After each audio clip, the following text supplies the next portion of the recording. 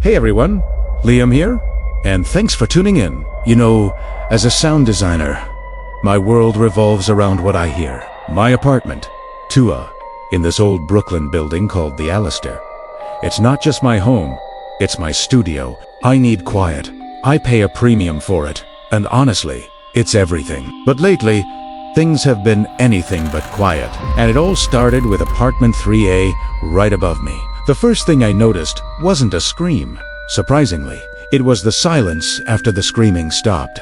The Millers, my previous upstairs neighbors, with their 3 a.m. arguments and thunderous slamming doors, they were finally gone. They moved out in a hurry, leaving behind a shredded armchair on the curb and this heavy, suffocating quiet. And, trust me, that silence, it was far worse than any noise they ever made. It felt thick, like the air before a storm, with a palpable weight to it. Sal, our building's super.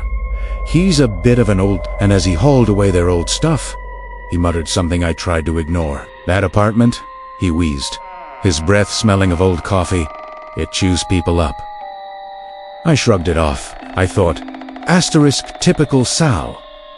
Asterisk, for 2 blissful weeks, 3A was empty, and I had peace.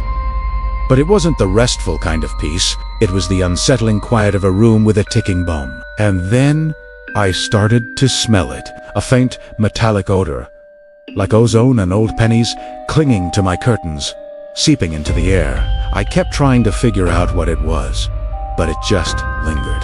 Then, the next batch of tenants arrived, 3 college kids. I heard them dragging furniture across the floor, the muffled boom of hip-hop echoing through my ceiling, bursts of laughter. I braced myself for the worst, preparing my noise-canceling headphones for battle. At first, it was just youth.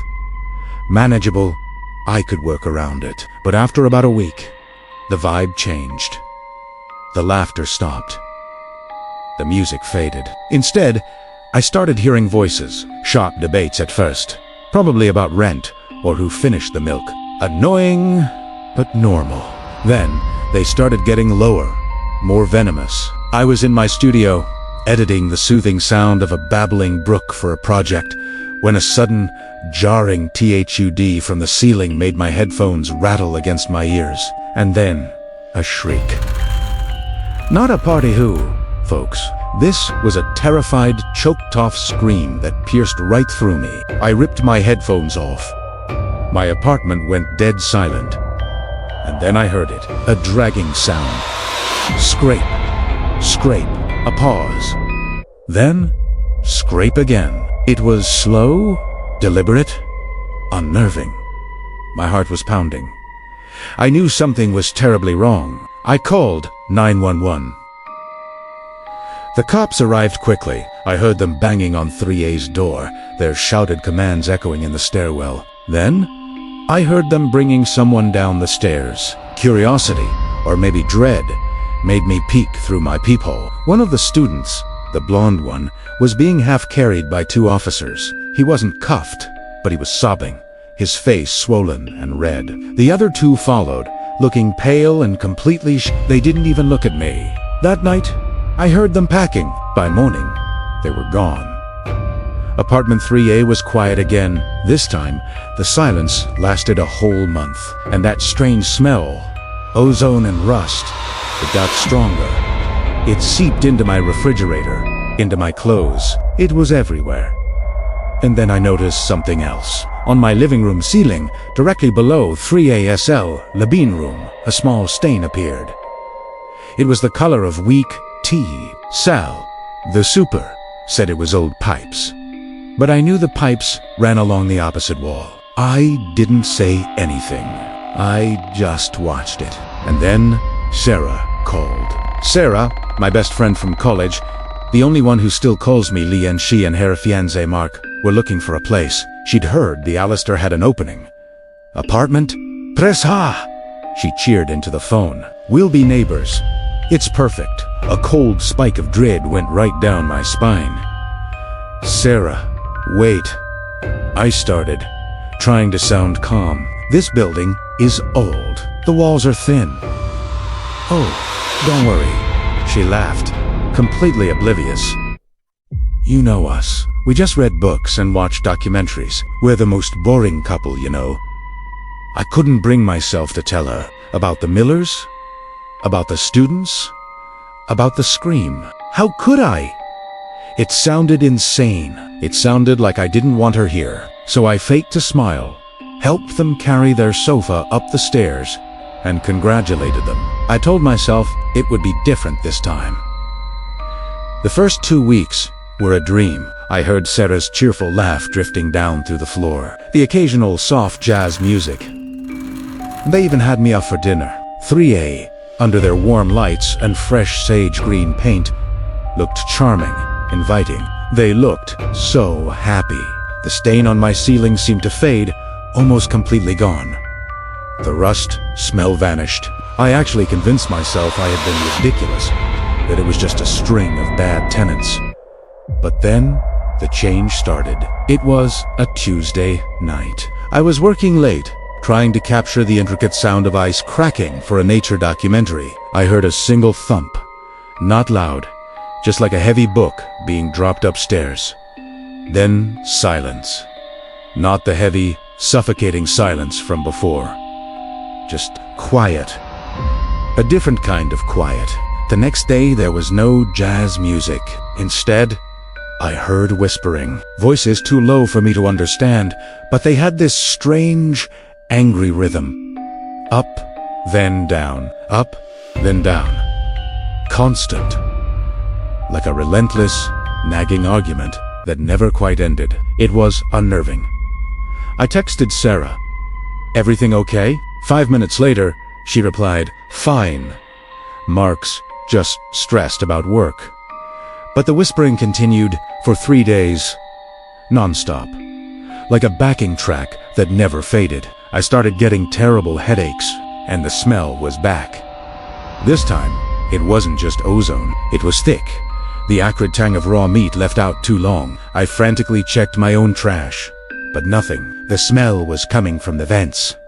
It was coming from the walls. On the 4th night, the whispering suddenly stopped. I let out a breath of relief, thinking they'd finally resolved whatever argument they were having. I was about to head to bed when I heard the footsteps. Mark's footsteps. Pacing. The same route, Oberden, window to door.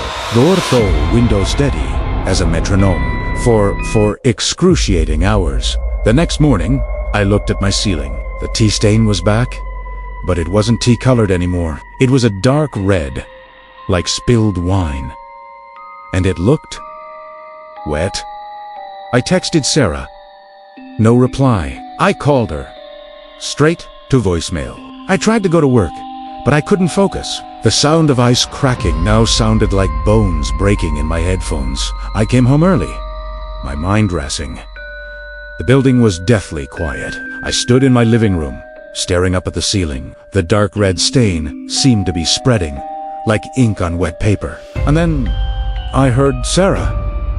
"What did you do?" Her voice was hoarse, distorted, filled with a raw pain I'd never heard from her before.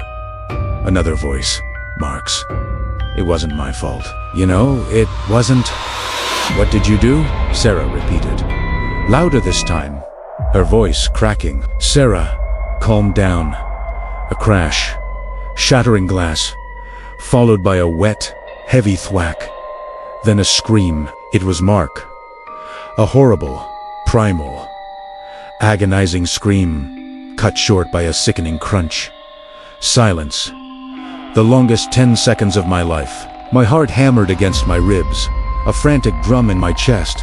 The smell of rot and ozone was so thick, I gagged. And then I heard her. A sob, a tiny, broken, whimpering sound. Oh no, oh no, Mark. Oh, Mark. Adrenaline surged through me. I didn't care about the danger, about what might be waiting up there. That was Sarah. My friend, I ran out of my apartment, taking the stairs 2 at a time. I slammed my fist on 3A's door. "Sarah! Sarah! Open the door! It's Liam!" The crying inside stopped. Instantly. "Sarah!" I yelled again, trying the knob. It was unlocked. I pushed the door open. The room was dark. The smell hit me like a physical wall. Thick, coppery, the horrifying scent of a slaughterhouse. The only light came from the window, pooling faintly on the floor. The apartment was destroyed. The sage-green sofa was overturned. Shards of a ceramic vase were everywhere. Mark was near the window, face down, at an angle that wasn't natural. Still, and Sarah. She was standing in the middle of the room, air back to me. She was trembling. "Sarah," I whispered, stepping inside, my voice barely audible. "My God." "Did he?" "He wouldn't stop," Sarah whispered. But her voice wasn't her voice. It was raspy, layered, like three people speaking at once. It sent shivers down my spine. "Sarah, we have to call the police." Yorid just kept talking. She continued, still not turning to face me, whispering, "About what he wanted to do. About the stains." I froze. "The stains." "It's right here." Sarah slowly turned around. It wasn't Sarah. I mean, it was her face, her hair, but her eyes. Her eyes were completely black. No whites, just two empty, wet, black pits. And she was smiling. A wide, wrong, stretched to far smile that seemed to tear at her face. "It's right under us." "Lee," she whispered, that multi-layered voice chilling me to the bone. "It's always been there. It's hungry." I looked down at the floor where the faint window light hit. It wasn't wood. It was a massive, dark, glistening black stain, shaped almost exactly like the one on my ceiling, and it was pulsing. Gently. As if it were breathing. I stumbled back, hitting the door frame with a sickening thud. "What the hell is that?" "It doesn't like to be woken up," Sarah said, her head tilted, observing me. "But you kept knocking. You kept listening. You fed it." "The Millers. The kid. You fed them your anger." I didn't understand. My mind was reeling. "No. I just... thin walls," Leah hissed, its voice suddenly closer, more intimate, as if speaking directly into my mind. "You hate the noise? You hate the interruption? Your anger, it leaks. It seeps upstairs. It needs somewhere to go. And this apartment, it listens." A terrifying realization washed over me. The Millers' fights. They weren't yelling at each other. They were yelling at the floor. The students. They weren't fighting each other. They were trying to get out. And Sarah? "No," I whispered, shaking my head. "Yes," it said, its black eyes burning into me, and now it's full. Sarah tilted her head, as if listening to something I couldn't hear. And then I heard it too, from below me, from my own apartment. From Tua? A single thump. And then a whisper, an angry, pressing rhythm, coming from beneath the floorboards where I stood. I looked back at Mark. He wasn't dead. He was twitching, trying to drag himself, his eyes wide with pure terror. He wasn't looking at Sarah. He was staring at me. "Liam," he gurgled, his voice barely a breath. Your hand. Your hand." I looked down. I hadn't even realized. I was holding something. When had I picked it up? A hammer, a claw hammer from my tool bag, right by the door. I didn't even remember grabbing it, and it was wet. The stain on my ceiling. It wasn't a leak. It was a reflection. "It's hungry," Sarah whispered again, her black eyes locked on me, her smile stretching impossibly wider, a ghastly, unhuman grin. The whispering from my apartment below grew louder. It sounded satisfied. It was waiting. Hey everyone, welcome back to the channel. Today, we're diving deep into a story that's going to send shivers down your spine. It's a tale of loss, secrets, and a haunting realization that some pasts refuse to stay buried. Get ready for this one, because it's a journey into the unsettling. It all began a year ago. 365 days since a thick, heavy silence fell over an apartment, replacing the vibrant sound of Akari's laughter. For Tatsuya and their 1-year-old son, Haru, that silence wasn't empty. It was a presence, a constant reminder of what was lost. The steady drumming of rain outside the window used to be comforting, but now it sounded like fingernails dragging slowly, persistently, coldly down the glass. Haru, just a year old, was a terrifyingly quiet child. He barely cried, even as a newborn. He just watched. His eyes, exact replicas of Akari's, would follow Tatsuya, unblinking, slowly scanning the dim room. Sometimes Tatsuya wondered what Haru was truly looking at. Was it him, or was it something else? Something Tatsuya couldn't see, standing right behind him. Today was the anniversary of Akari's death. Tatsuya had taken the day off work, telling himself it was to honor her. But the truth was, he couldn't concentrate. He'd postponed sorting through Akari's belongings for 12 months, and every time he tried, his chest would tighten, a suffocating weight. But today, he had to. He pulled open a cedar chest drawer, and a powerful, familiar scent hit him, as vivid as a physical blow. Camille, her favorite shampoo, and the comforting smell of old paper. Beneath a pile of silk scarves Akari had never worn, Tatsuya found a fabric-bound book, her pregnancy journal. His hand trembled as he reached for it. He'd never read it. When she was alive, it had been her private space. After she was gone, he hadn't dared. It felt too much like admitting that all that was left of her were words on paper. He slumped to the floor, his back against the bed.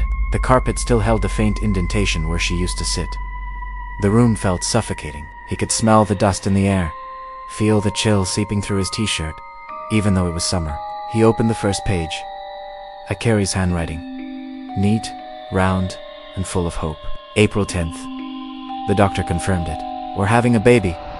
Tatsuya cried. I've never seen him cry like that. He promised he'd be the best father. A sad smile touched Tatsuya's lips. He remembered that day. He had cried. He had promised. He had promised to protect them both. He read on. Pages filled with joy. About her strange midnight cravings. About the baby things they bought. The crib they assembled together. A booth. The name, Haru they chose. Meaning spring, because he was their new beginning. Everything was warm. Everything was right. Until he reached the 7th month, her handwriting began to change. It was no longer round. It became shaky, rushed, as if she were writing in fear. September 15th. Another checkup. The doctor said Haru hasn't turned yet. Brichi said there's still time, but his voice sounded worried. Tatsuya held my hand, but it felt so cold. Tatsuya's heart tightened. He remembered her anxiety. It had been like a dark cloud enveloping their apartment, blocking out all the light. She started losing sleep. She said she heard whispers in the night. He'd brushed it off. He'd told her it was just stress, just hormones. He told her to stop worrying about nonsense. He turned the page. A drawing fell out. It wasn't a cute sketch of a baby or a heart. It was a pencil drawing, terrifyingly detailed. A young man in a hoodie, huddled under a concrete bridge. His face was completely obscured by shadows, but his posture radiated despair. Akari's line work was so real, Tatsuya could almost feel the damp chill of the concretes, smell the mildew. Beneath it, she had written a small line. Future sketch, number 1. Tatsuya frowned. Why would she draw this? It looked nothing like Haru. Future sketch. Whose future? He flipped through more pages, just short entries, documenting her growing fear of a September 30th. He still won't turn. He doesn't want to come out. I'm scared. Tatsuya, I'm so scared. Then, tucked between 2 pages, was the second drawing. This time, it was a woman. Long, dark hair. She was standing on a deserted train platform, under a pale yellow streetlight. She seemed to be staring right at Tatsuya through the paper. A chill ran down his spine. He recognized that platform. It was the old suburban station where they used to date. But who was this woman? Beneath it, Akari had written again, Future Sketch, number 2. The air in the room seemed to thicken. The rain tapping the window sounded exactly like fingernails scraping. Tatsuya could almost smell the metallic rust of the platform in the drawing. He had to stop. He stood up, his heart racing. He went to check on Haru. His son was standing in his crib, not sleeping. He was gripping the wooden bars, staring at the opposite wall, utterly silent. Even his breathing seemed to be held back. "Haru Tatsuya," called softly. He turned. His movement was stiff. His eyes were wide, black, emotionless. He just looked at Tatsuya, with no recognition, no demand, then turned back to the blank wall, as if the wall was 1,000 times more interesting than he was. A knot of unease tightened in Tatsuya's stomach. He went back to the bedroom. He had to finish anger.to. He picked up the journal. His palm was slick with cold sweat. He flipped rapidly through the pages, searching, and he found it. The third drawing. It was sloppier than the first two, as if drawn in a panic. The pencil strokes tore at the paper. An elderly woman, walking a small dog in a park at night. Only dim moonlight illuminated the scene. The dog was looking up, barking at something just outside the frame. Akari's writing here was nearly illegible. Future sketch, number 3. Please make it stop. Stop. Stop. What? Tatsuya threw the journal aside. His heart was hammering. 3 pictures. 3 strangers. Why did Akari call them future sketches? Whose future? Haru's no? It couldn't be. His son. His son couldn't. His phone vibrated on the table. A text from a coworker. "Tatsuya, you okay? Just reminding you about the meeting tomorrow." Reality rushed back. The meeting. Work. A normal world. He let out a breath. They were just drawings. His wife had prenatal depression. She was panicking. She drew strange things. That's all. He was scaring himself. He checked the clock. It was almost dark. He had to make Haru dinner. He put the journal back in the drawer. As he closed it, a small, folded piece of paper fell from the last page. It picked it up. It wasn't a drawing. It was a news clipping, a tiny one, yellowed with age. Body of young male, discovered under Tama Bridge. Police suspect suicide. Tatsuya froze. Tama Bridge. The first sketch. He scrambled for his laptop, his fingers fumbling on the keys, mistyping his password. He searched. Suicide. Tama Bridge. The article popped up from 3 years ago. Older than he thought. He clicked the images. A blurry photo of the scene. Police standing around a covered form. But the background, the concrete pillars, the graffiti on the wallet, was the exact bridge from Akari's drawing. Identical in every detail. No. A coincidence. Just a coincidence. Akari must have read this news and drawn it. His heart pounded wildly. He searched again, compulsively. Woman, suburban train station. Woman, Inakashira station. A dozen results, but one headline caught his eye. Woman mysteriously missing after work. Last seen at a Nukashira station. He clicked. The woman's photo loaded. Long, dark hair, smiling at an office party. Identical to the second drawing. This article was from 4 years ago. His throat was dry. He didn't dare search for the last one. The old woman, the dog, the park. He knew what he would find. Why? Why did Akari draw these? They weren't future sketches. They were past sketches. Old deaths, why was she obsessed with them? He went back to the journal. He had missed the very last page. The last page she ever wrote. Her writing from the night before she went to the hospital, October 10th. I found them, your old photos, tucked inside that thick philosophy book you never read. The ones you took primera, burned them. I burned them all. I tried to believe it was the past, that you changed when you met me. But then Haru came. He wouldn't turn. I understand now. It wasn't Breach Birth. He's just Breach. He's reverse. He's like you. I recognize my sketches. They aren't my imagination. They are memories, your memories. Somehow he's feeding them to me. From inside me, I've seen 3. And I know there are more. Your guilt, I can't forgive it. Our child. But Tatsuya, I still love you. Tatsuya dropped the journal. The room started to spin. No, not his memories. He had buried them. He became Tatsuya, an office worker, a husband, a father. That past was dead. The photos, he used to... Before Akari, he used to be an observer. He was obsessed with final moments. He took pictures of them, from a distance. The man on the bridge, the woman at the station, right before the Akari knew. She found the pictures. She knew what he was. Breach. She wasn't talking about the baby's position. She was talking about his nature. Tatsuya bolted from the room. The rain now sounded like screaming. He stood in front of Haru's crib. He wasn't there. The crib gate was open. A sound from his own room.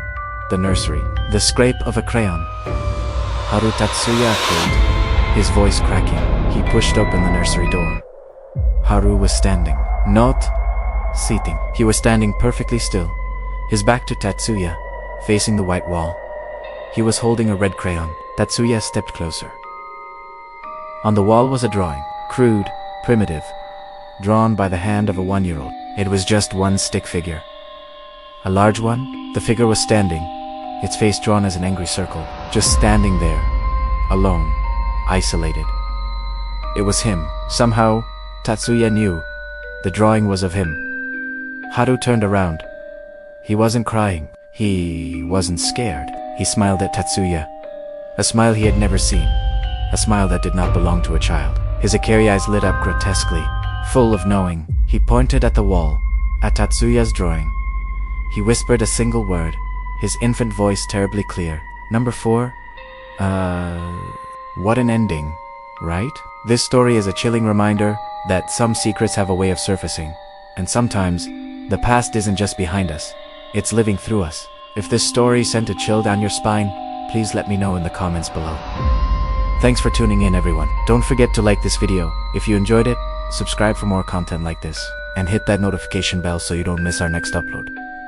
Stay curious, and I'll see you next time. Hey everyone, welcome back to the channel. Tonight, we're diving deep into a story that's still sending shivers down my spine. This isn't just another tale. It's a real-life account that one of our viewers shared. And trust me, it's going to make you rethink every late-night adventure. Grab a blanket, maybe turn on a few extra lights, because this one gets intense. Our story starts with Irian, just an ordinary guy, working those grueling night shifts at a customer service center in Mumbai. You know the drill. Black coffee, fake names, fake accents, and that constant exhaustion. His world revolved around Rohan, his quiet, spiritual friend, and Kabir, the sun personified. Kabir was loud, captivating, and utterly obsessed with one thing: going viral. He had a small vlog channel, convinced he was just one video away from internet superstardom. For Kabir, content wasn't just king, it was everything. One sweltering Tuesday night, their shift ended at 4 a.m. Rohan was ready for bed, but Kabir, he was buzzing with a different kind of energy. Tonight, he declared, his eyes gleaming under the streetlights, we'll do it. Arian knew exactly what he meant. Haveli de Souza wasn't just any abandoned building. It was an old Portuguese mansion, swallowed by modern office buildings, shrouded in local legends. They said it burned down in the 70s, trapping an entire family inside. A perfect backdrop for Kabir's next viral video. Right? Rohan, ever the cautious one, immediately protested. Kabir, that's a cursed place. People say, but Kabir cut him off, already filming with his phone. People say it's haunted. Exactly. 5 minutes. Arian, imagine it. Mumbai Ghost Hunter explores Haveli Souza for Real. Millions of views. We'll get millions. Arian, exhausted and easily swayed by Kabir's relentless enthusiasm, sighing. 5 minutes. He agreed, if only he knew that was his first mistake. They clambered over the crumbling brick wall, and that's when things changed. The cacophony of Mumbai, the horns, the dogs, the vendors, all vanished, replaced by a heavy, unnatural silence. And then, the smell: ashes, old cardamom, and a sweet, cloying jasmine that reeked of rot. It clung to Arian's throat, an unwelcome presence. Inside, it was pitch black. The Haveli was vast, much larger than it seemed from the outside. Their phone flashlights and Kabir's camera flash were the only beacons. Kabir, ever the performer, was whispering commentary for his vlog. And here, ladies and gentlemen, we are in the main hall. You can feel the energy. Very heavy, Rohan shivered beside Aryan, clutching his tavias. "Aryan," he whispered, "it's so cold." He was right. The oppressive humidity of Mumbai was gone, replaced by a cold, dry, harsh air. They ventured deeper, their footsteps echoing eerily across the cracked marble floor. Kabir led, almost as if pulled by an unseen force. They reached what looked like the zenana, the women's quarters, which bore the worst scars of the fire. Walls blackened with smoke. And then, in the largest room, something lay on the floor. All three froze. It was a shape, unmistakably human, curled up, draped in a gorgeous, deep red silk sari.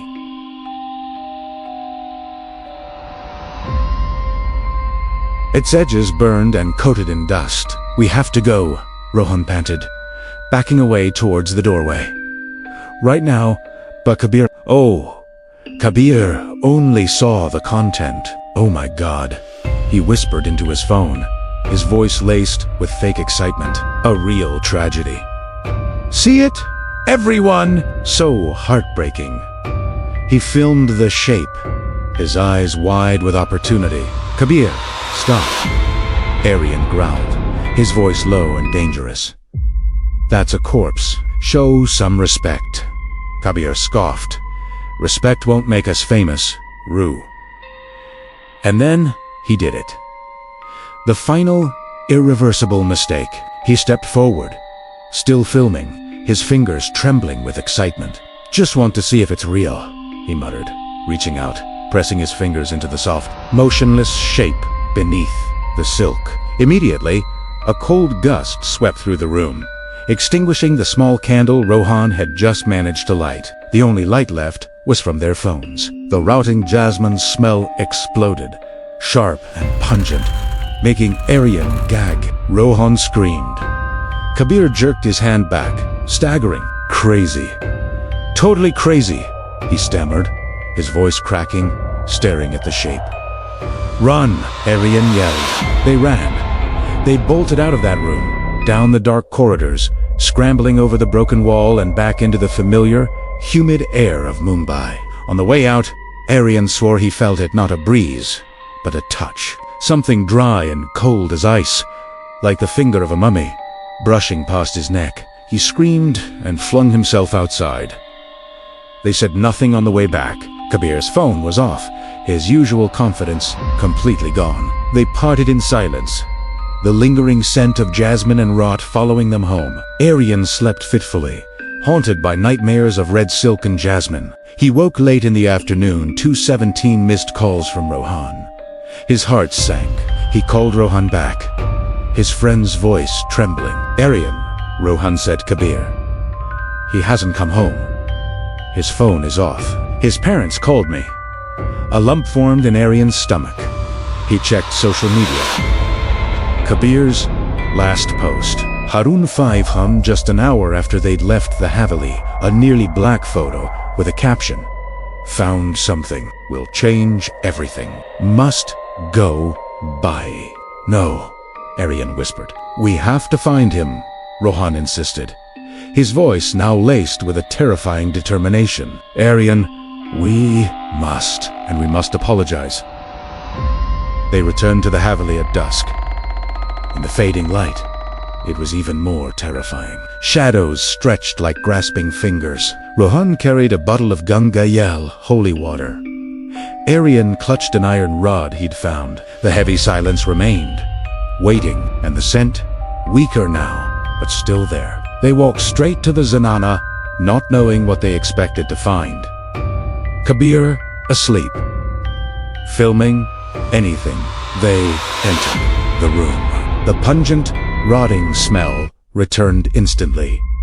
"Kabir," Aryan called, his voice hoarse. The red silk sari was still there in the middle of the room, but something was wrong.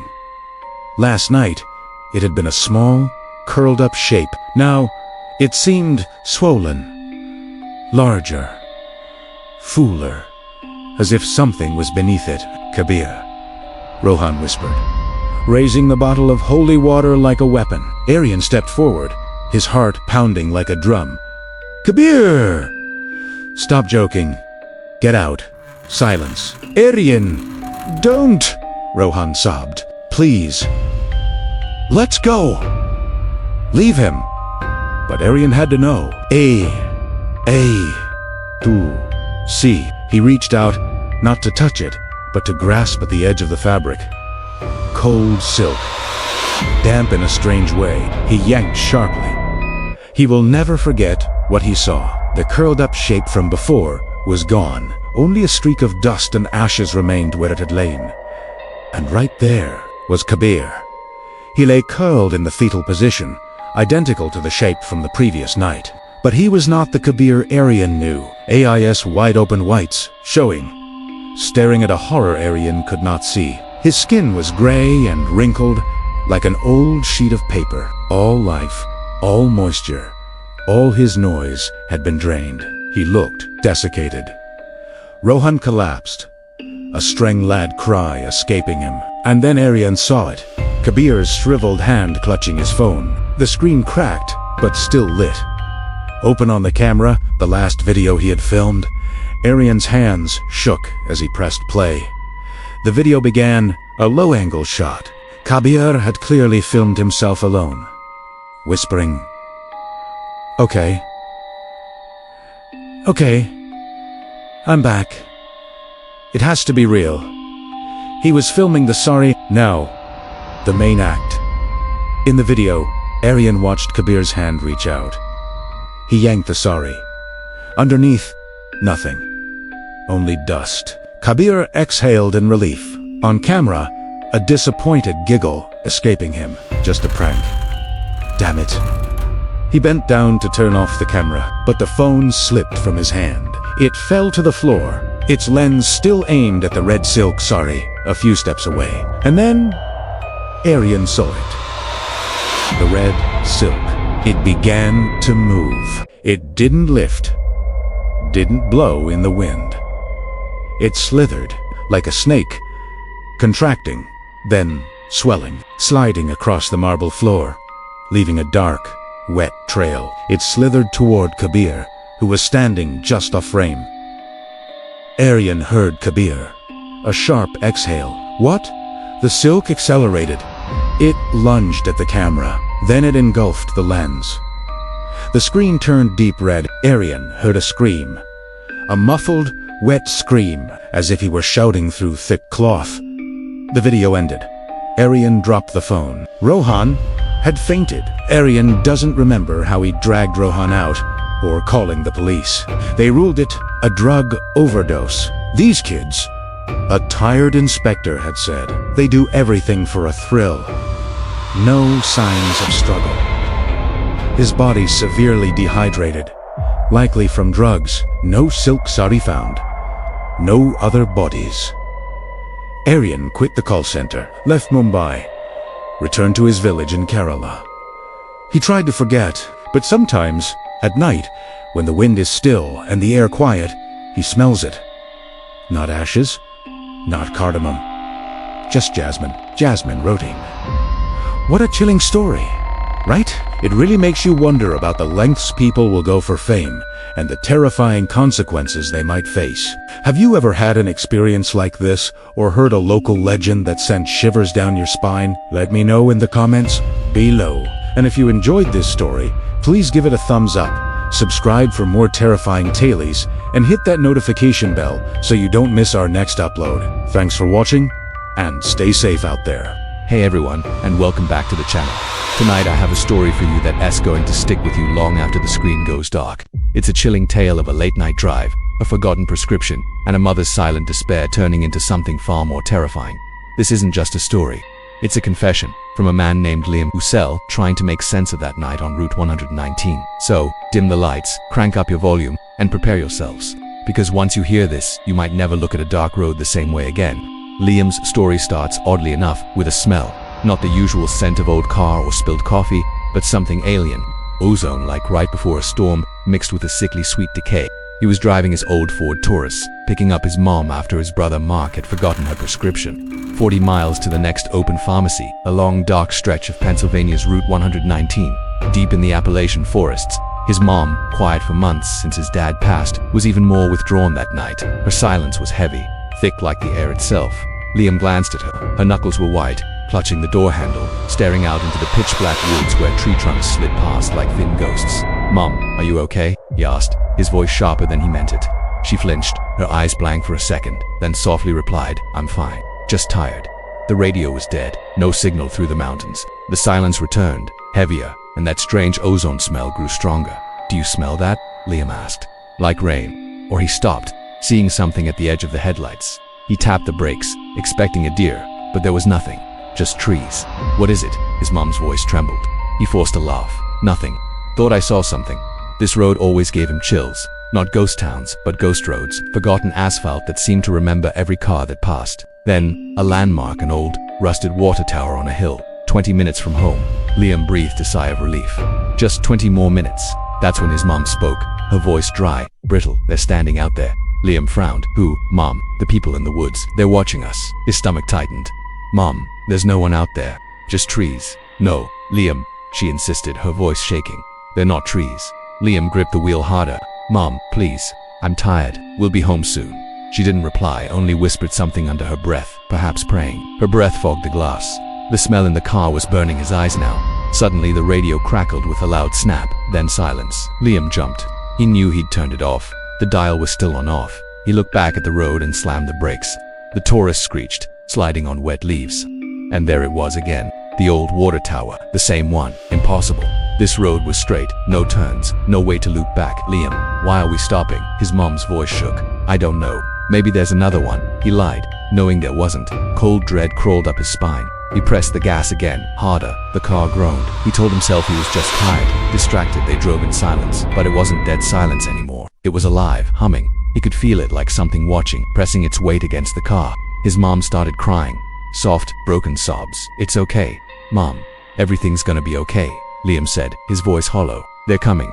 "Liam," she gasped. "They've waited too long." Who's waiting?" he snapped, his patience fraying. Then the headlights caught something in the middle of the road. Liam slammed the brakes. The car stopped just a few meters away, tall, thin, still facing away from them. "Back up," Mom whispered. "Back up right now." It wore something an old suit, torn and faded. He couldn't see its hands. It didn't move. "Hey," Liam shouted, pressing the horn. The sound felt weak, swallowed by the woods. It didn't move. Liam's hand found the gear shift. Then it began to turn slow, unnatural, bone joints cracking in the air. It turned toward them. The headlights hit its face. It didn't have one, just a smooth, pale surface, like melted wax cooled into skin, blank, shining. Mom screamed, a piercing, raw sound that shattered the car's small space. Liam didn't think, he just acted. Shifted to reverse, slammed the gas. The Taurus jerked back, tires spinning. He swung the wheel, turning them around. Tires screeched. He shoved it into drive and floored it. They tore through the dark. Liam couldn't breathe. His chest felt crushed. Mom wasn't screaming anymore, just making a low, broken sound. He didn't know how long they drove. 5 minutes, 10. The car rattled as he pushed it. They'd turned around. They'd head back to the anger.to light. 2 people, then he saw it. The rusted water tower. "No," he screamed, a sound between anger and despair. He didn't slow down. He blew past it. "We're in a loop," he whispered. Mom's voice changed. "Calm now." "To calm. We can't leave, Liam. Not yet." "What are you talking about?"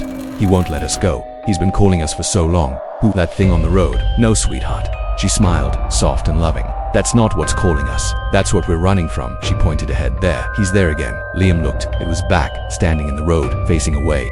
"We passed it," he gasped. "How is it ahead of us?" "We didn't pass it, Liam. We've been following it. Or maybe it's been leading us. I can't tell anymore." The smell was unbearable now. Ozone and rot. "Don't stop this time," Mom said. "Drive through it." "What? Mom, I can't drive," she screamed. Liam hit the gas. The Taurus roared. 50 miles per hour, 60, 70. It didn't move. 30 feet. 20. "Close your eyes." Liam, he couldn't. He had to see. 10 feet. It turned, that blank wax face. It raised one hand not to stop them, but to give them something. A folded piece of paper. A prescription slip. Liam screamed as they passed through it. No crash, no impact. Just a soft whoosh like wind through a hollow bottle. The engine died. Headlights went black. The car coasted silently before stopping. Silence filled the air, thick and echoing. The smell smothered him. He turned to his right.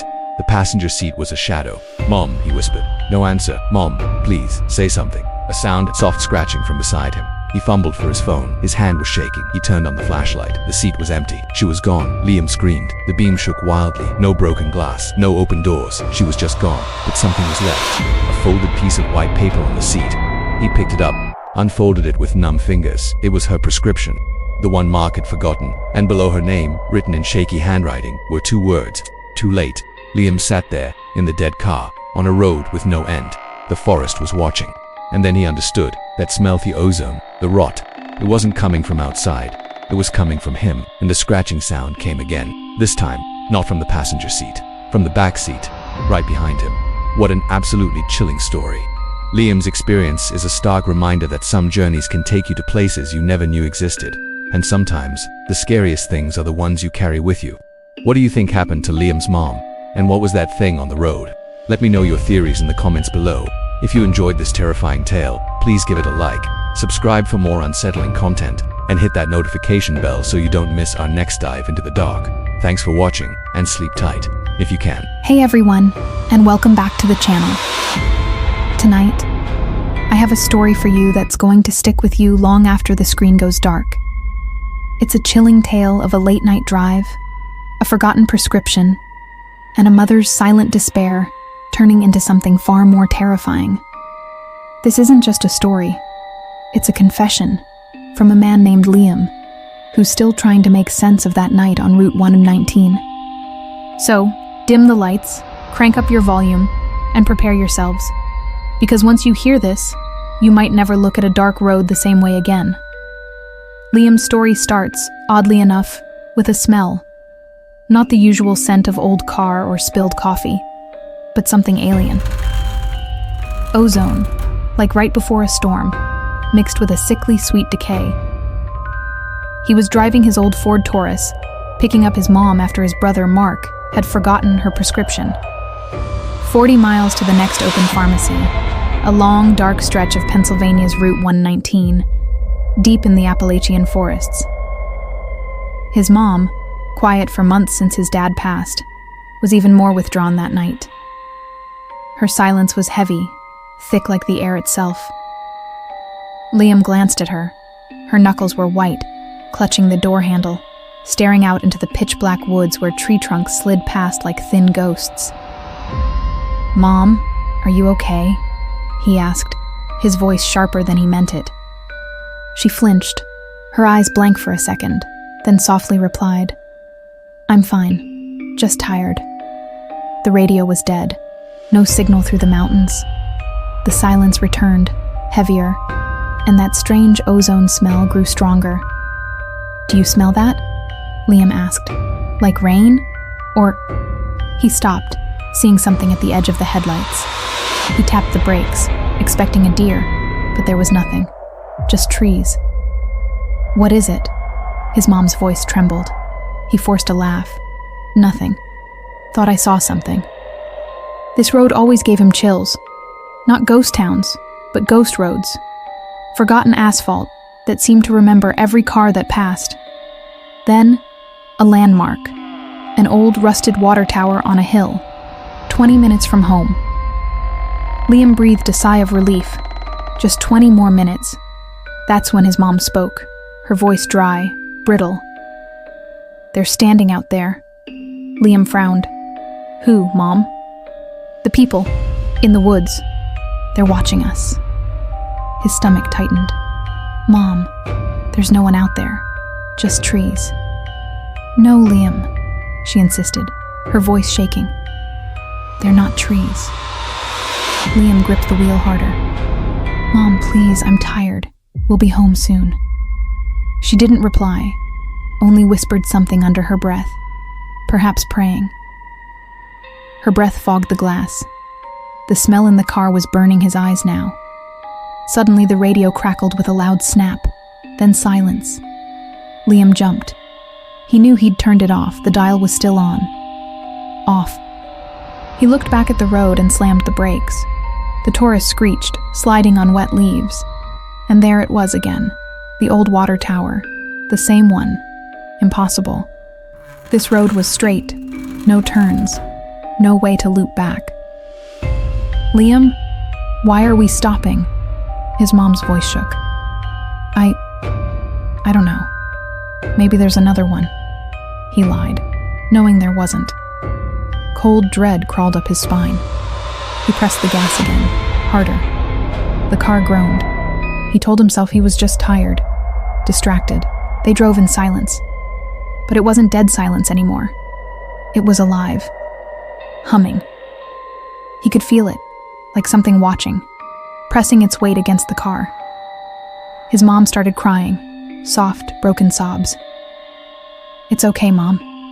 Everything's gonna be okay," Liam said, his voice hollow. "They're coming, Liam," she gasped. "They've waited too long." "Who? Who's waiting?" he snapped, his patience fraying. Then the headlights caught something. In the middle of the road. Liam slammed the brakes. The car stopped just a few meters away. Tall, thin, still, facing away from them. "Back up," Mom whispered. "Back up right now." It wore something. An old suit, torn and faded. He couldn't see its hands.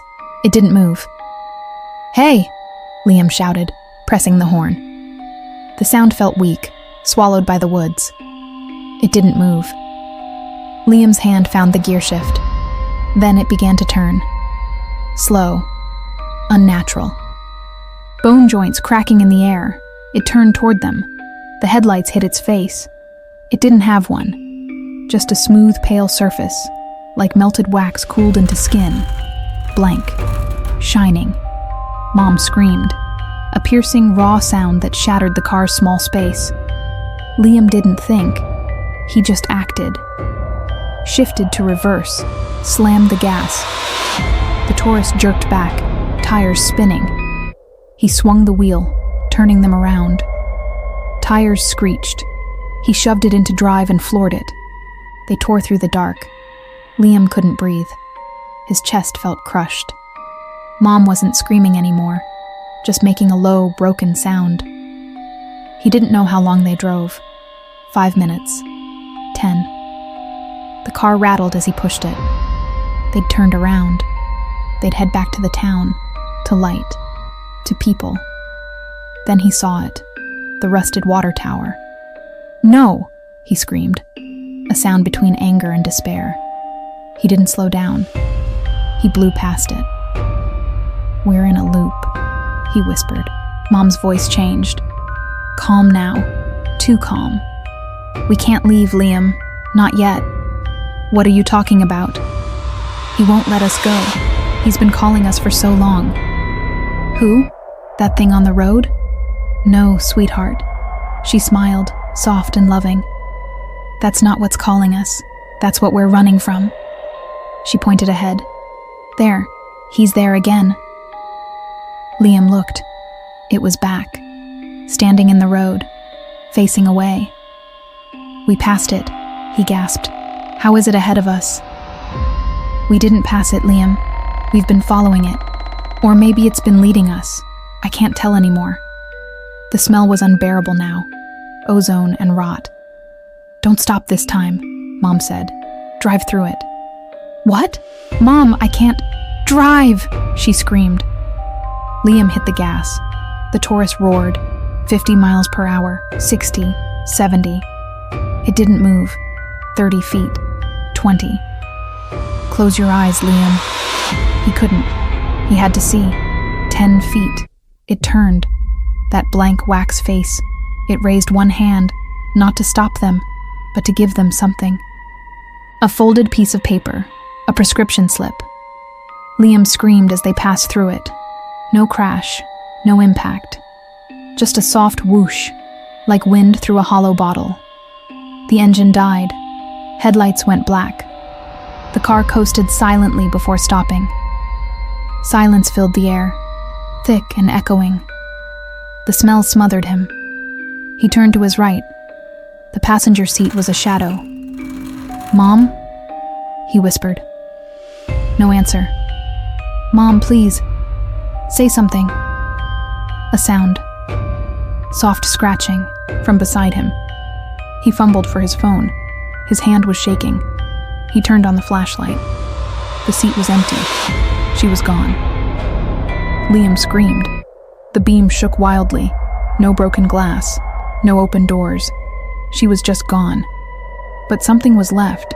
A folded piece of white paper on the seat. He picked it up, unfolded it with numb fingers. It was her prescription, the one Mark had forgotten. And below her name, written in shaky handwriting, were 2 words.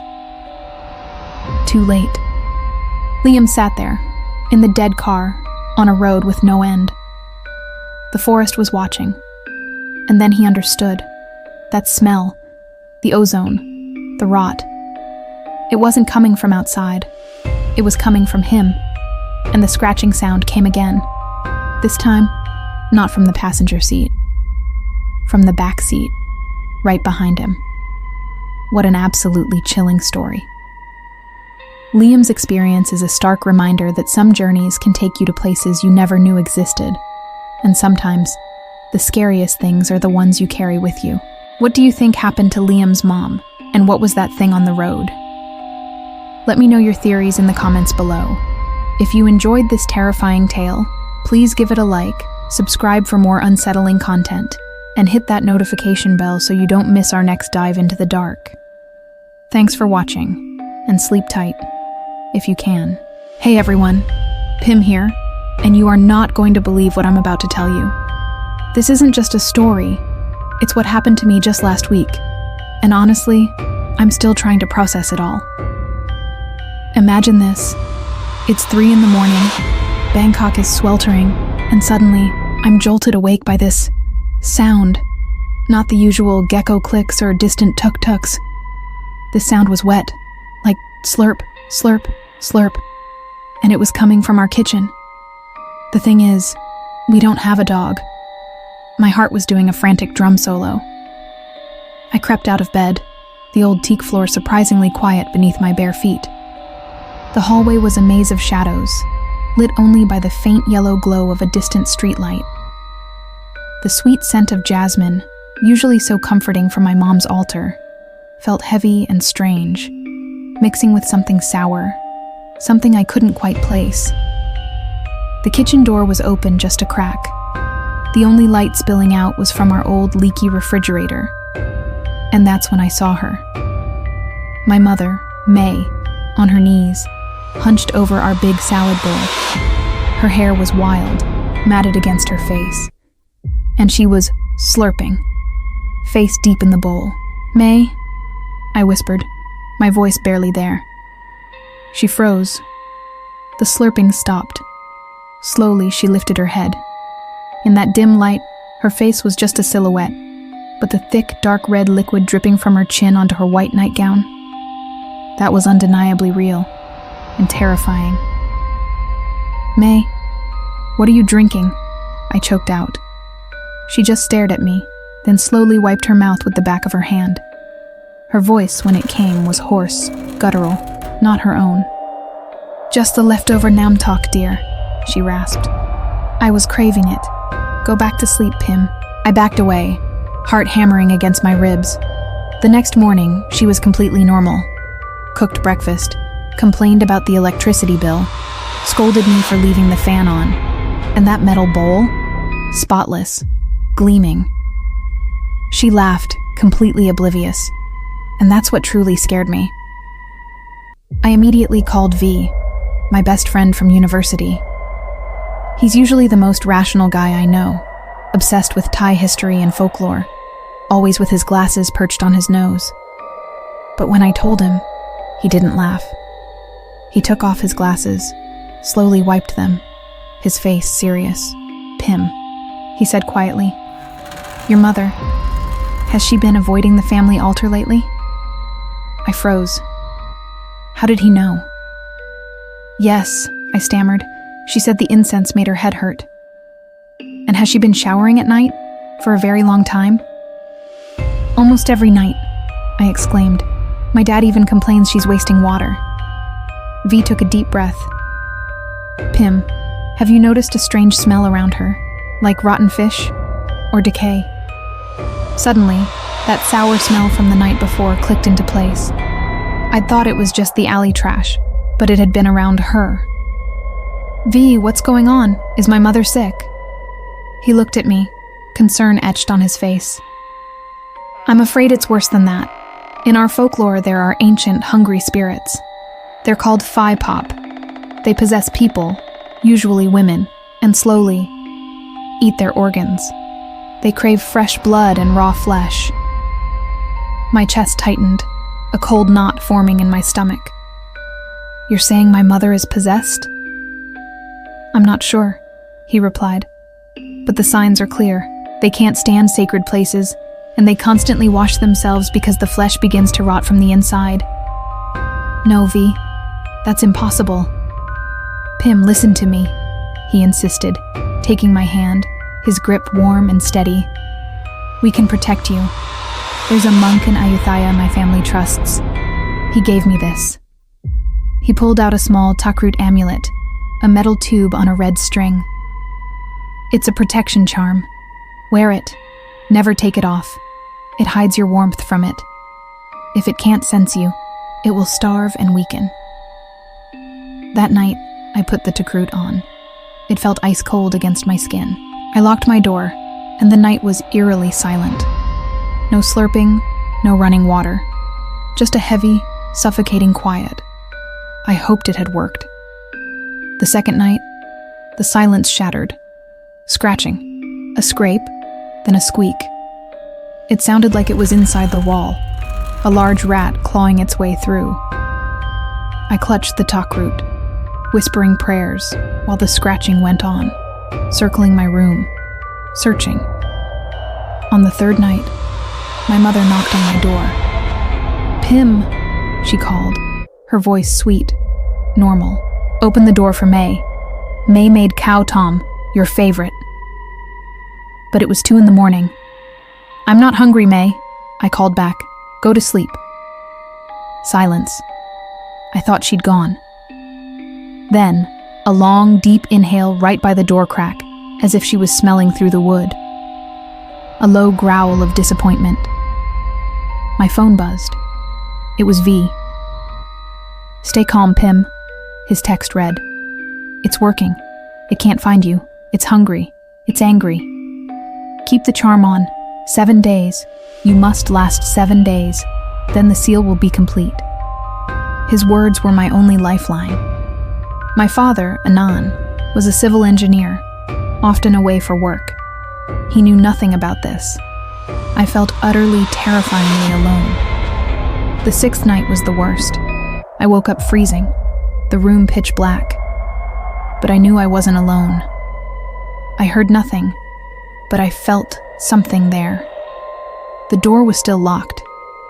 The takrut on my neck was trembling, burning against my skin. Then I saw it. In the corner, where the shadows were thickest, a shape crouching. It wasn't standing. It was crawling, on all fours, but not like a person. Its joints cracked with every movement, a dry, snapping sound. The stench of rot was overwhelming. It was my mother. But it wasn't my mother. It stopped at the edge of my bed. I squeezed my eyes shut, pretending to sleep, tears streaming down my face. Her breath brushed my skin, cold and foul. She leaned over me.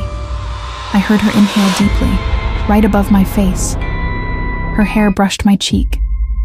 Then she whispered, her voice dry and brittle like dead leaves, completely inhuman. Almost ready. So ripe. So good. She crawled out of the room, through the wall, as if it had dissolved into air. I screamed. A raw, piercing sound. I tore open the door and ran, straight to V's house. My heart pounded like it would explode. I arrived around 4 a.m. V opened the door, his face pale with worry. He held me while I sobbed. It's all right, Pim, he soothed. Just 1 more night. Tomorrow is the 7th day. It will all end. He brewed herbal tea for me. Drink. It'll calm you. The tea was bitter, but it made me drowsy. I fell asleep on his sofa. The next morning, I felt strange, heavy. The takrut had cooled, but it felt heavier than ever. My dad's home, I croaked. He'd texted. Came back early. Good. V said, though his eyes didn't quite meet mine. You should go home. It's almost over. I went home. My father was waiting in the living room, looking tired and angry. My mother sat at the dining table, staring out the window. Pim, my father began. I took your mother to the hospital this morning. She's severely anemic. Her body can't absorb iron. The doctor said that's why she craves strange things. It's a medical condition called pica, not demons. No, Dad, you don't understand. You saw what? He cut me off. A sick, desperate woman hiding her illness because she's ashamed. And this. He pointed at my neck. What is this disgusting thing? Before I could answer, he yanked the string. The metal tube hit the floor with a clang. He picked it up. My father was a practical man, but he grew up in Iran. He knew these things. Who gave this to you? His voice trembled with rage. V. He said it would protect me. My father stared at the takrut. Protect you? He roared. He grabbed pliers and snapped the metal open. Inside was not a sacred scroll of palm leaves.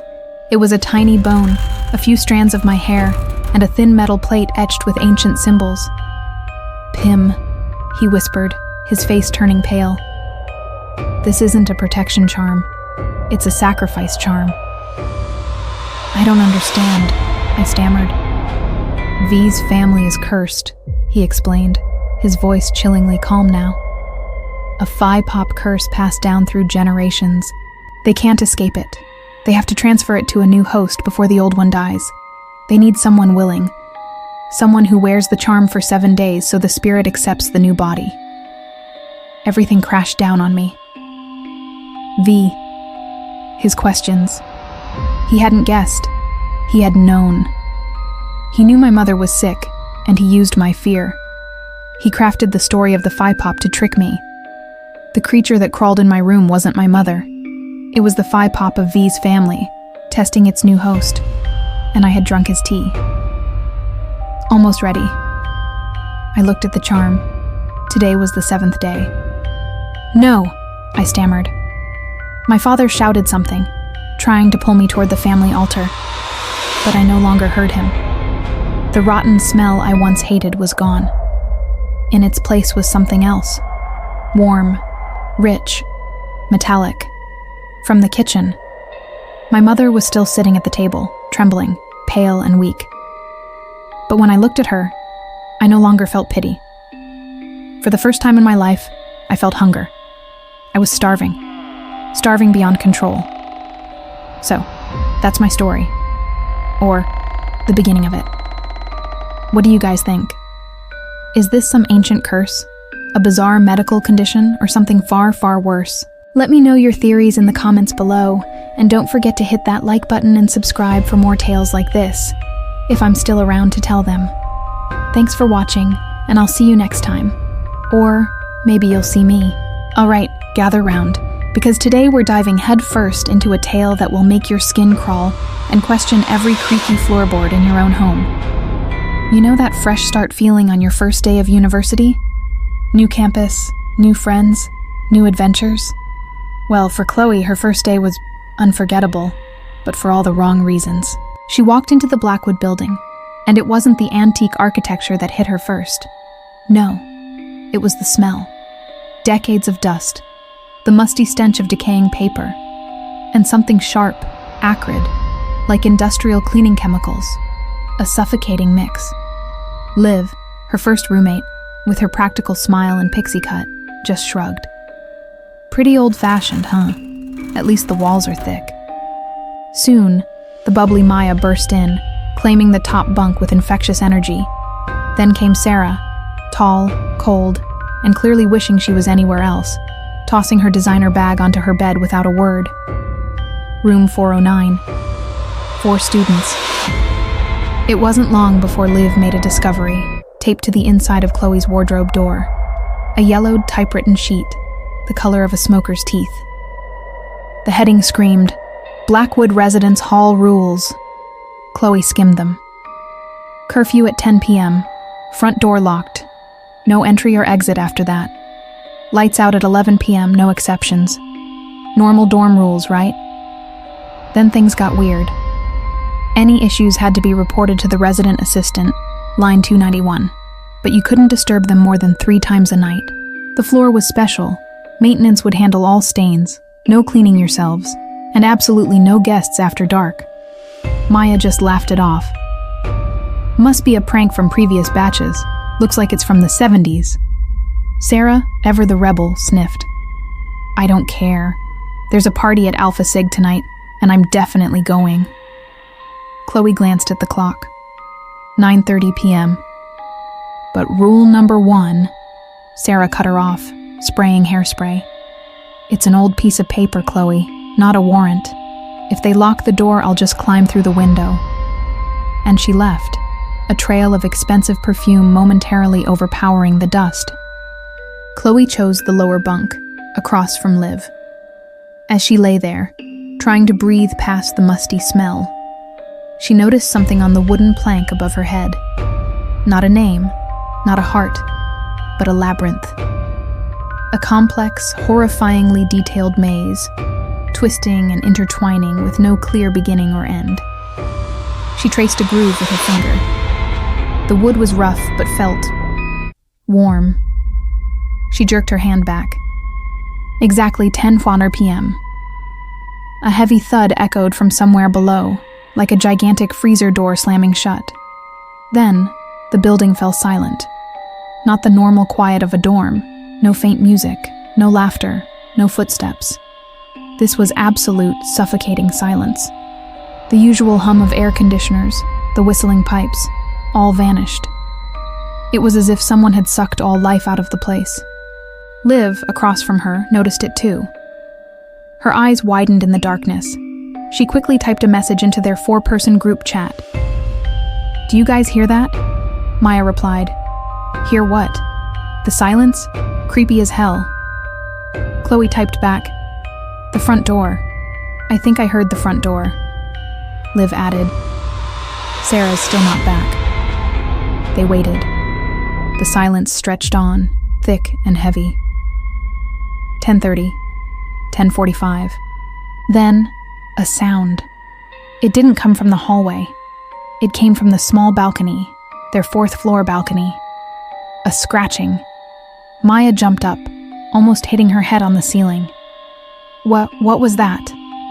A second scratch came, followed by the screech of metal. The balcony window slid open. Sarah climbed in, gasping for breath. "Oh my God, Sarah," Liv whispered, anger lacing her voice. "You scared the hell out of me."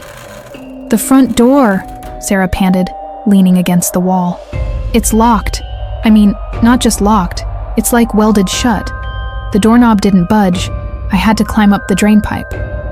She actually looked scared. The coldness she'd exuded before was gone. She staggered onto her single bed and crawled under the covers. "Don't say anything. I'm exhausted." The room fell silent again. But this time, it was worse. Chloe could hear her own heartbeat thumping in her ears. Her phone buzzed. Liv again. "Something's wrong." Chloe typed back, "What do you mean?" Livet's next message chilled her to the bone. The drain pipe on the other side of the building. How did she get from there to the balcony? A cold dread spread through Chloe. She looked at Sarah's bed. Sarah lay facing the wall, motionless. Her phone lit up again. "Guys, look at her bed. The bag," Maya texted. "What bag?" Chloe asked. "Her duffel bag. It was flat when she left. Now look at it." Chloe squinted into the darkness. Maya was right. The bag next to Sarah's bed was bulging, as if carrying something impossibly heavy. "Chloe, your bed," Liv texted. "My bed?" "No, the top bunk, the maze. Look closely, right in the center." Trembling, Chloe lifted her phone, turned on the flashlight. The weak beam scanned the labyrinth. Right at the center, where there should have been a dead end, a new word was carved. Just one word. Wrong. Chloe nearly dropped her phone. "Who did this?" she typed frantically. "Not me," Liv replied. Guys, the bed, Maya texted. Liv's phone illuminated Sarah's bed. The metal frame of the single bed, built to support an adult, was sagging in the middle. It groaned under a weight of hundreds of pounds, and Sarah was still lying there motionless. That's not Sarah, Liv texted. The silence was torn by a faint creaking sound from the bent bed frame. Chloe's phone buzzed. 10:59 p.m. Rule number 3, Maya texted. 1 minute left. We have to do something. We need light, Liv typed. We need to see what it is. No, 11 o'clock. Rules, Chloe replied, a frantic whisper. Rules are for humans. That thing isn't human, Liv responded. Liv jumped off the bed, lunging for the light switch. Liv, don't, Chloe shouted, but it was too late. Click, exactly 11 p.m. The room plunged into harsh, fluorescent light, aching Chloe's eyes. Intro music fades. Hey everyone, and welcome back to the channel. Today we're diving deep into a story that's not just a tale, but a gripping descent into a man's personal hell. Imagine waking up, day after day, to the same nightmare, the same suffocating dread, and the chilling scent of marigolds. Flowers of both celebration and sorrow. This isn't just a ghost story, it's a psychological thriller that will keep you on the edge of your seat. Our protagonist, Rohan, is trapped. Every morning he finds himself in a dilapidated haveli, the air thick with decay, monsoon rain, and that haunting floral scent. Beside his bed, a leather-bound notebook lies open, a desperate, uneven scrawl on its last page. Never ask her that question. This is reminder 27. 26 times before, he's failed. The sound that heralds his torment is always the same. The faint, lonely clink of glass bangles, drawing closer, measured, inevitable. It's Priya, his brother Vikram's wife. And every single day, she's going to kill him again. Rohan's tried everything to escape this loop. On the 8th reminder, he barricaded the door, but her mournful wail scraped at his sanity until he gave in. On the 15th, he sprinted for the front gate, only to find it locked, Priya waiting calmly beneath the jasmine arch. This time, he swears, will be different. This time, he'll face her. This time, he'll say the right thing. The air in the room is heavy, sour with fear, as the brass doorknob slowly turns. The long, drawn-out creak of hinges announces her arrival. Even in this endless hell, Priya's beauty still hurts to behold. A deep, red silk sari clings to her, the color of both joy and death. Her long black hair, wet and tangled, frames a face whose eyes are empty wells, reflecting only Rohan's fear. "You're awake, Rohan," she whispers, her voice a mere thread of air. She offers him ginger tea, a subtle lie given the stifling heat. He remembers drinking it once before. It didn't kill him, just froze him in place, aware, while she did what she always does. Then comes the crossroads. Priya tilts her head, her bangles clinking. "Vikram says you've been quiet lately," she murmurs. "He's worried." Rohan lies. "I'm fine, just tired." "You're always tired," she replies, then softly, "But do you really see me, Rohan? Do you really see me?" His heartbeat pounds. The notebook's silent scream echoes in his mind. "Don't ask." But Rohan, the fool, blurts out, "What bruises? Who hurt you?" And then the forbidden question, "Are you okay?" Everything freezes. The fan stops. Her face becomes porcelain, lifeless. "You asked again," she whispers, her voice rising with fury. "You always ask, but you never act." The steel cup falls from her hand, its liquid dark, black. "In the kitchen," she screams. "You just stood there. You watched the flames crawl over me. You heard me scream." A kitchen knife appears in her hand. "And now you'll have to watch again." Rohan shuts his eyes, waiting for the blade. But this time, something's different. The pain isn't his. He opens his eyes. The knife is buried deep in Priya's chest, his hands gripping the handle. her blood, the scent of marigolds. "Rohan," she breathes, a thin stream of red trailing down her chin. "At last, you did something, and then the world falls apart." The rotting bedroom dissolves. The rain and city noise fade into a steady beep. Beep. Beep. The scent of decay gives way to antiseptic. Rohan is sitting on the floor of a hospital room. Too bright, too clean. His hands are empty but slick. Old burn scars twist across his skin. "He's awake," a tired voice says. "Dr. Sharma." "Rohan, are you all right? You were screaming again." Rohan stares at his hands, then at the paper taped beside the bed. Never ask her that question. He asks, "Where is she?" Dr. Sharma gives a soft, pitying smile. "Priya's gone, Rohan. It's been 6 months. You know that." He mentions Vikram's awaiting trial. "You need to remember what really happened and what you didn't do." Images flood back. A kitchen, the stink of kerosene. Vikram, drunk, shouting about debts. He shoved Priya. She hit her head on the stove. Fire. It consumed her sari, her hair. Priya screamed, looked at Rohan, eyes wide, begging, "Rohan, please help me.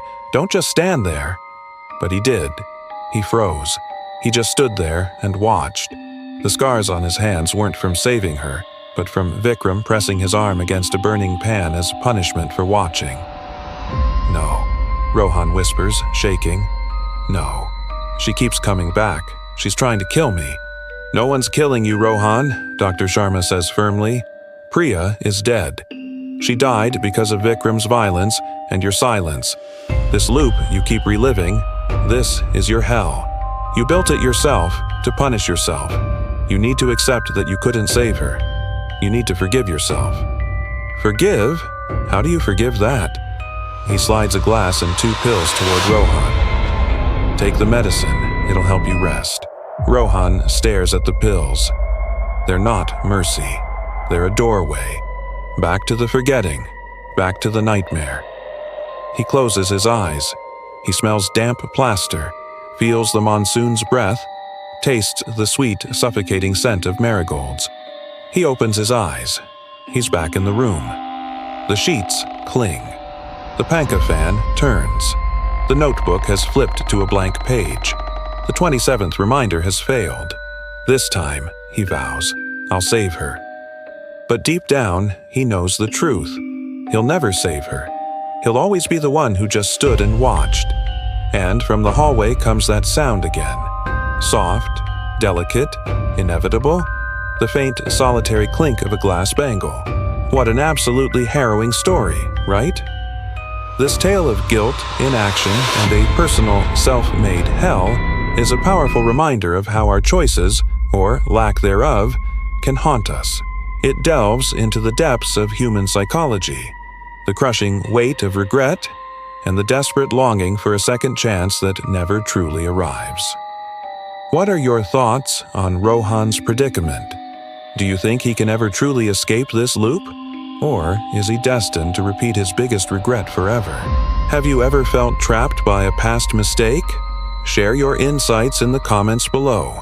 We love hearing from you and engaging in these deep discussions. If this story resonated with you, or if you just appreciate a good psychological thriller, please give this video a thumbs up. It really helps the channel grow, and don't forget to subscribe for more compelling stories and analyses. Hit that notification bell so you don't miss our next video. Thanks so much for watching, and I'll see you in the next one.